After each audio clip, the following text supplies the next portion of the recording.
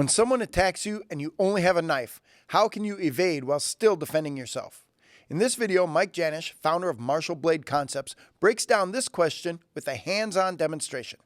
And a quick reminder, we have a gun giveaway going on right now. You can enter for free, but it ends really soon.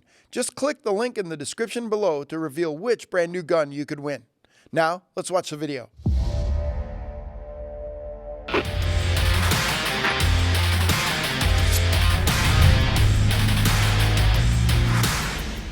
In my system of Martial Blade Concepts, we have a number of what we call defensive responses. Essentially what these are tactics that we use over and over again for all the different angles of attack. One of those is what's called a follow.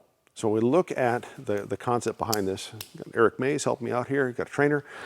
If we look at an angle one, first of all, angle one attacking me here, upper left-hand portion of my body, most of our defensive responses, what we're doing is we're trying to cut on the flexor side of the arm. So if we're doing a pass, we're cutting here. If we're doing a cruzada, we're cutting here. If we're doing a meet, cutting here.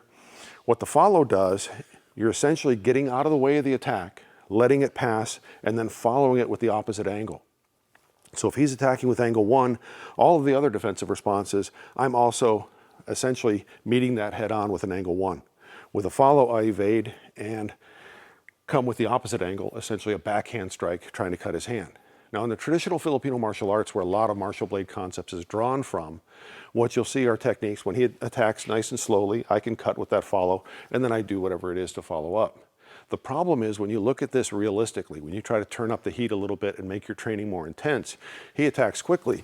There's no way that I can catch his arm with a backhand motion. He's much more mechanically efficient because he's using his pec muscles. He's using that forehand motion, which is very powerful, very fast, and I'm trying to catch that with a backhand motion. If I had a longer weapon like a stick, it makes more sense because I can accelerate the tip of the stick and still hit him. But when it comes to something short like a knife, especially a knife that you can legally carry, it just doesn't work. But the concept is still sound. What it means is I get out of the way. What I look at then is being able to cut with the opposite angle, and what I want to think of is being smart about it. The closer I get to the root of his motion, which is his shoulder, the slower this piece of meat moves. And when we look at our targeting priorities as far as Martial Blade Concepts are concerned, we've got first the forearm and ideally his grip on the weapon, and then second is bicep tricep.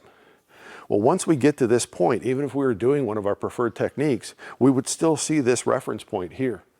His arm basically in this attitude, and we'd be set up for a backhand motion. So essentially with a follow, what we've done is we've kind of repurposed the technique a little bit. Rather than trying to chase his hand, we simply kind of jump ahead a little bit as far as our application of technique. So when he fires the angle one, I evade, I cut check, and essentially finish the rest of my technique. I cut that tricep, check his elbow, one more time please. Cut the tricep, check the elbow. As I step forward 30 degrees, I'm pushing his elbow over there, which gives me time to be able to cut his leg and essentially destroy his mobility. That is what allows me to achieve safety.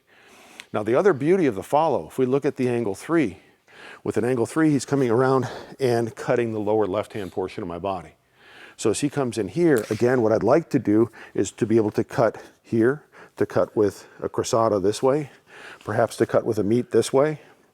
But the follow also works, as long as I don't try to do it the traditional way. If I'm chasing his hand, again, I'll never be quick enough. But if you simply look at evade, once again, there's your reference point. What you want to do is always look for that common ground. I see the back of his arm here, cut, check, thrust, and go here. Where this really becomes important is when we look at an angle one. If I'm throwing an angle one this way, it's essentially attacking the upper left-hand portion of your body as the viewer. If I'm throwing an angle three, it's a lower left-hand portion of your body. The dividing line between those two is the level of your own elbows, because that's where your hand naturally goes from fingers up to fingers down. Anyone who's ever played baseball and you're trying to field grounders, you know how that works. Well, the thing is, what about that gray area right at elbow level? Do I defend, if Eric is attacking right at elbow level, do I try to drop down to cut with the point of my blade up? Do I try to get taller and cut this way? It's a really difficult thing to do to decide in that moment. So if he comes in right at elbow level, I simply get out of the way, cut check, and finish right from there. So I don't have that decision-making point where is it angle one, is it angle three, which one should I do? The beauty of that is that it teaches us to be smart and to be reflexive in our responses. If I can't decide which one it is, don't do either one. Simply get out of the way and then use the common ground that is built into a good plan, built into a good series of techniques, and simply finish it from there. So if you can't decide whether it's angle 1 or angle 3, just get out of the way and then finish it with what you already know. Thanks for watching all the way to the end of the video. And a quick reminder again, we have that gun giveaway going on and it ends really soon. All you have to do is click the link below to reveal which brand new gun you could win. I'm Kevin Michalowski, Director of Content for the U.S. Concealed Carry Association. If you enjoy videos like this, please subscribe to this channel and click that notification bell. We'll notify you every time something new comes out. Stay safe, and we'll see you in the next video.